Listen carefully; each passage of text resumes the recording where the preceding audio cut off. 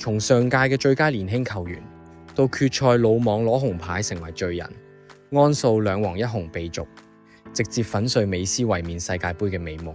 但係講句公道說話，就算11打11都好，西班牙都係好大機會贏，奪冠絕對係實至名歸。不過呢場唔單止係一場決賽咁普通，而係見證一個時代嘅交替。先講今場最 juicy 嘅事先，就係加時階段安素嘅2黃1紅。第一張黃牌係自己投訴過激，純粹係自己攞嚟衰。咁第二張呢，更加係罪有應得，毫無爭議，拎咗黃牌踢法都唔識收斂一下，一腳踢落古巴斯度，將人哋踢到成個人飛起咗喺空中，打埋個關鬥。有人話安素已經收咗腳，係古巴斯誇大咗跌嘅動作，但係睇翻慢鏡重播，呢個動作無論係角度定危險程度，絕對要俾黃牌。而且講真，我唔相信古巴斯需要去誇大動作，睇翻佢個落地動作真係好危險。如果係個頭或者頸先落地，古巴斯絕對會重傷收場。如果佢真係想誇大動作，佢大可以好似尼馬咁喺草地碌多幾個圈，咁樣都已經足以令球證俾牌啦，何必攞自己條命嚟搏？所以2黃1紅喺安素自己拎嚟，由淘汰英格蘭嘅功臣到決賽2黃1紅變成罪人。講完安素，我哋講翻場波先。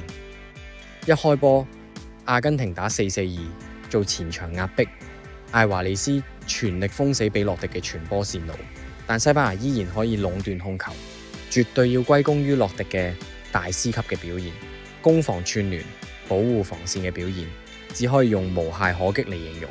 雖然美斯拎唔到最佳球員係好可惜，但今晚嘅洛迪絕對配得起呢個獎項。西班牙無論喺戰術定係數據，都完全壓制住阿根廷。阿根廷喺90分鐘法定時間一腳射波都冇，美斯連掂波都好少，所以好快阿根廷就放棄咗高位逼搶。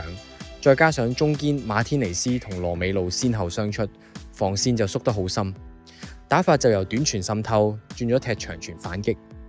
大部分長傳都係斬俾美斯同岡沙利斯，但係達拉費高完全守唔住亞馬，所以岡沙利斯都成日翻落嚟幫手，兩個人守贏埋一個，但係佢都可以不斷內切製造機會。上半場早段有一個半黃金機會，只係過唔到馬天尼斯十字關。除咗內切之外，亞馬不斷俾啲好有威脅嘅直線，每一下都針對阿根廷中堅同左閘之間嘅空位嚟比。奧莫就不斷插入呢個位，重點攻擊阿根廷防線。亞馬嘅無球拉邊同樣重要，先吸引岡沙利斯同達拉費高兩個人去 mark 佢，就係呢個空位，右閘撲羅可以插上中路做配合，令到西班牙進攻有人數優勢。反觀阿根廷，前場只得返美斯同艾華利斯，面對西班牙一對中堅加埋洛迪，除咗4分鐘美斯打反擊俾西蒙及時解圍之後，就再冇一次似樣嘅反擊，所以守唔住亞馬就衍生好多問題。但無可否認，今場阿根廷真係踢得好差，甚至係近幾屆最一面倒嘅決賽。阿根廷幾乎毫無還手之力，但係都要俾翻 credit 阿根廷後防一隊主力中堅傷出之後，都可以守到加時下半場先失波。就算西班牙尾段換入美連奴同托利斯，90分鐘法定時間都係入唔到波。但講到最大功勞，一定係龍門馬天尼斯大傷上陣情況下做咗11次撲救。雖然最後都係俾托利斯絕殺，但如果冇安素嗰張紅牌，上咗身嘅馬天尼斯會唔會真係幫阿根廷捱到互射12碼？如果真係去到射12碼，上屆正係佢互射12碼幫美斯贏咗個世界盃翻嚟，西班牙真係有暗湧。西班牙贏冠軍絕對係實至名歸，但令人最睇唔過眼嘅係完場帕列迪斯輸波兼輸品，先叉加西亞頸，再推開加維。講真，上屆都俾攞咗冠軍，今屆技不如人輸波，不如花時間反省下點解打得咁差好過啦。輸唔起真係好肉酸，毫無體育精神可言。國際足協對呢種行為絕對要嚴懲。如果你係國際足協，你又會點罰帕列迪斯呢？留言話我知你嘅睇法。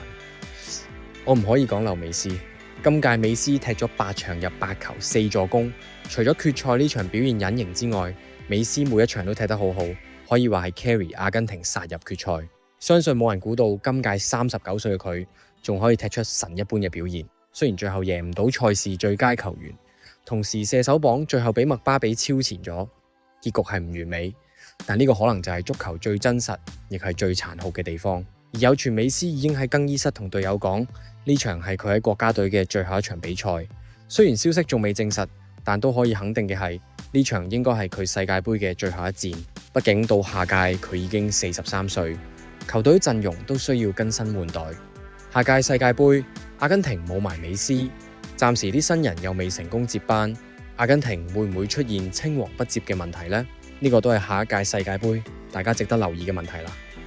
不過相信美斯已經再冇遺憾，佢已經贏盡所有團隊同個人榮譽，就算係唔中意佢嘅球迷，都反駁唔到佢就係球王呢個事實。最後講講今年嘅金球獎，而家就真係好多變數啦。原本如果阿根廷衛冕成功，金球獎就肯定係美斯嘅，但而家阿根廷輸咗，相信美斯應該冇機會啦。所以你哋覺得今年金球獎會頒俾邊個？會唔會頒俾贏咗西甲同埋世界盃嘅亞馬？但係值得一提係，今屆世界盃亞馬只有一個入波冇助攻，數據並唔標青。不過2022年美斯都係贏世界盃先贏到金球獎，相信佢一定係大熱門嚟。